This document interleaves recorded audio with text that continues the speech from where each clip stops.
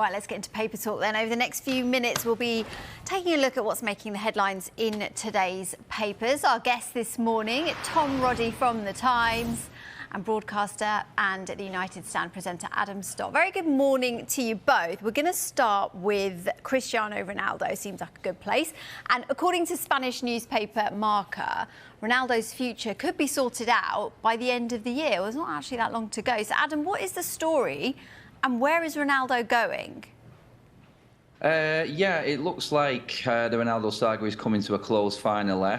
We know he's been training at the Real Madrid training camp when he finished his time of Portugal in the World Cup, but he is going to Al Nassr. He's currently in, Marca reporting, he's currently in Dubai, just waiting to travel across to the speculated deal that's already on the table there for a crazy amount of money that has been reported out there for it. But it does look now like it is all pretty much done and dusted. He's just waiting to travel across, Marca is saying, and that deal should be done, like you said, just before the year ends. Pretty sad, to be honest, how it's all ended up and gone this way. But it does look now like this is where Cristiano Ronaldo will finish his career.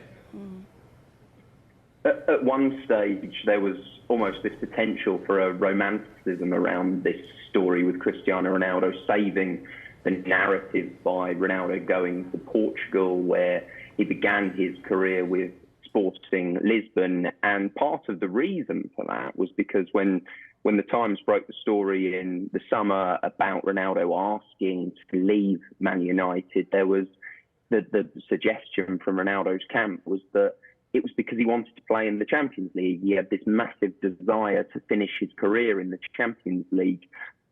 That's not the case now, clearly, because I don't think Al Nassr will be playing in the Champions League anytime soon. And Tom, Adam mentioned crazy money. So how much do Marca say that Ronaldo is going to be on? And also, what are the contract terms in terms of length? Well, this is a figure that's been circulating for a little while now, which is 200 million euros. That's around about 173 million pounds, and that's for 2.5 seasons. It would take Ronaldo up until the age of 40 still playing. It's worth remembering that his contract at United, the remaining 6 months, he was on £500,000 a year. The remaining 6 months, which United haven't paid after the explosive interview he did with Piers Morgan, was £15.5 million.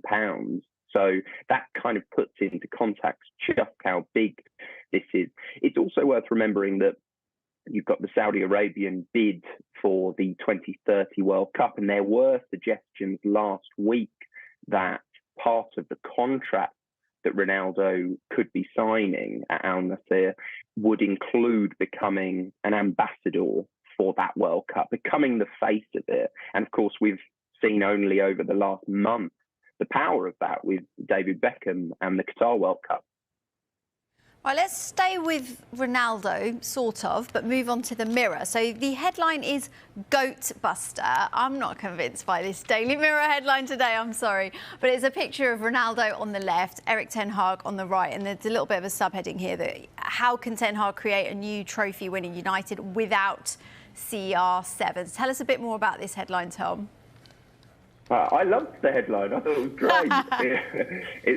This is a piece by Dave McDonnell, and in some ways it's a bit of a reminder after the World Cup of how United fared in the past 6 months. Erik ten Hag's first 6 months, and the shadow that Ronaldo cast over the team, whether they were doing well or not. The cameras panning him sitting on the bench, or even indeed walking away from it at some time.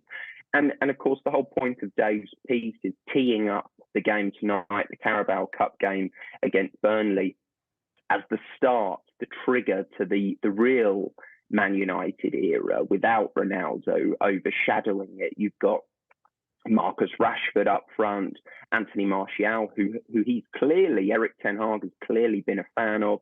Then you've also got Anthony Elanga and the 18-year-old Garnacho, who is expected to start tonight in the Carabao Cup game.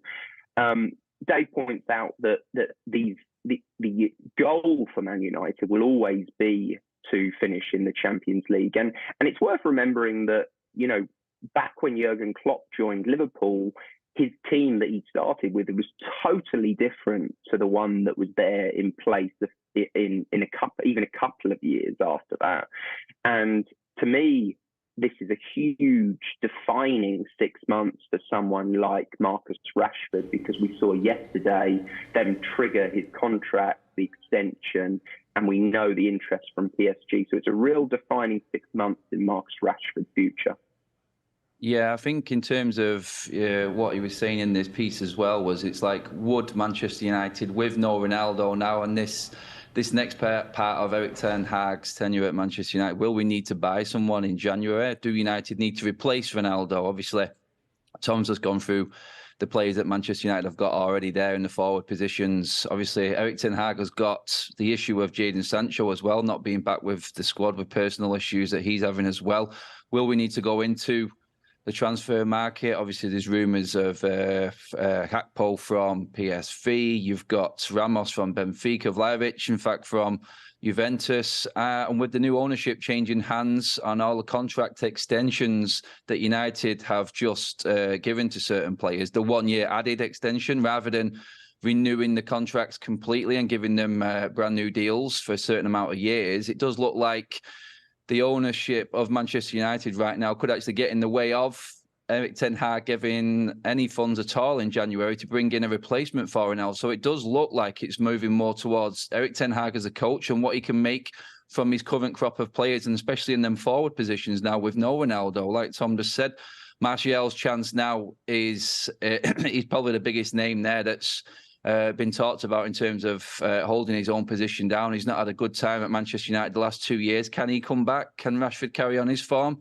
Yeah, more predominantly wide players in Rashford, Elanga and Garnacho that Tom's just mentioned. And there is only really Martial as an out-and-out number 9. And with no money to spend in January, it is going to be a tough job for Erik ten Hag, especially if injuries do come up with all the fixture pile-up that the World Cup has brought us.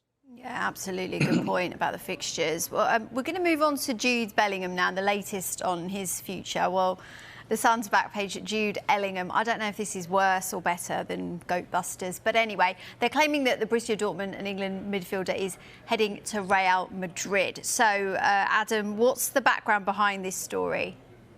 Yeah, it's like the papers have missed out with these headlines while the World Cup's been on, and they're just throwing them all out now that domestic football is back. But yeah, Real Madrid are now, well, they're saying they're confident that luring Jude Bellingham to the Bernabeu is it's their top target, and the fact that he could be a Real Madrid icon, he'd be joining the midfield there of Tchouaméni, Camavinga, young midfielders. It's sort of like a changing of the guard. The Casemiro, the Modric and Toni Kroos era for Real Madrid is coming to a close, and they're looking to just bolster their midfield options. Again, obviously, we've seen Tchouaméni and Camavinga and Jude Bellingham all play well in this World Cup. And that Real Madrid feel like they're the front runners now. Obviously, Manchester United, Chelsea, Manchester City, Liverpool have all been reported as suitors for Bellingham and confident themselves of getting him. But with Real Madrid in the market now, they usually do get their man. And it is a bit of a concern for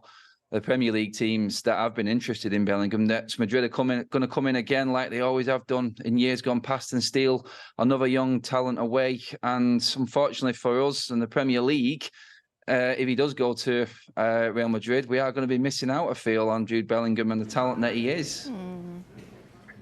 I don't think this story will deter any of the other clubs who have been interested and have been in the race, a strong race for Jude Bellingham, from believing that they can change that outcome. You know, it wasn't so long ago that Real Madrid were extremely confident of signing Kylian Mbappe, and he currently still plays in a Paris Saint-Germain shirt. So I don't think we've seen the end of this, and it's important, far from seeing the end of it, but it's important to point out as well that Charlie Wyatt, who wrote this story in The Sun, does say it's Real Madrid who are confident. I don't think that Jude Bellingham will have made his decision at all yet. He's had a few too many things to concentrate on over the last month with the World Cup, and I spent quite a lot of time out in Qatar, down in Al Wakra at England's training camp, and you could see Jude Bellingham's bond that he had with Jordan Henderson. So that link there to Liverpool, you've seen the rise of Man City and the strength of Man City now in this era. And remember that Jude Bellingham's only 19 years old. They've been a strong contender in every competition in his upbringing. And of course, there'll be such a strong fight for such a precocious talent over this next few months. Yeah, absolutely. You saw that video of Jude and Jordan Henderson together, and that fan saying to Bellingham, "Come to Real Madrid," and Henderson was like, "No, don't go there." All in jest, though, I'm sure. Right, we're going to move on to the Mail now. There's an article in here about Antonio Conte. According to them, Conte is stalling on a £1 million pay rise. Adam, what issues do the Mail claim that Conte has about signing this new deal? And remember, his contract at Tottenham runs out at the end of this season.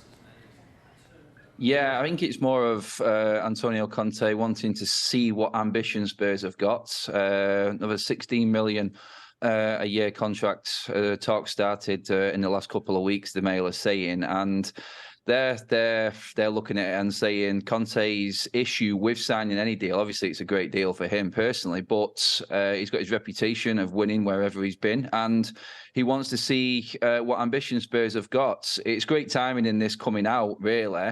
With the January transfer window coming up, is Antonio Conte going to test the Spurs resolve in terms of the purse strings and how much money they're going to spend in January to back him, to help him get that top four spot? Because there's a lot of teams now progressing in the Premier League. There's a lot of teams that are actually fighting for that top four. If Conte doesn't make that top four, and I feel like this is him saying, I need some funds in January to help me make that top four, I think that's the concern. If they don't, then you could see Antonio Conte not signing that deal. But time will tell with Antonio Conte. We know he doesn't stay long at any particular club, and he does like to be backed and build his team around the owners being right behind him.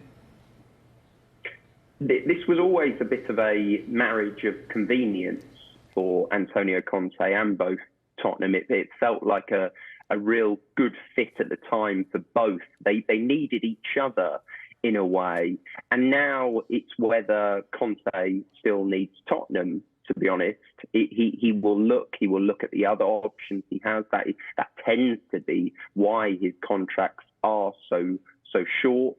But Tottenham know the powers he has as a coach, the influence he has. And of course, right now they're still fourth in the Premier League table going into the new season. And absolutely, I believe that is right. It is that almost threat in a way that if I don't get some potential funds, we saw that at Burnley a few years ago, this idea that he might leave, and you just never know what's going to happen with Antonio Conte. At Juventus, he walked in at the beginning of pre-season, and a few days before the season starts, he walks out. That's the unpredictability of Conte, and in some ways it's part of his genius. It's what you buy into because he's such a talent as a coach, and he's such a demanding person, but it tends to reap rewards. Yeah, absolutely. Well, who knows? We might see Ketchup back at Tottenham next season. Right, it's been absolutely, it's been excellent speaking to you both, getting your thoughts on all of these topics from the papers today. So Tom, Adam, thanks ever so much. We'll see you both soon. Thank you. Thanks.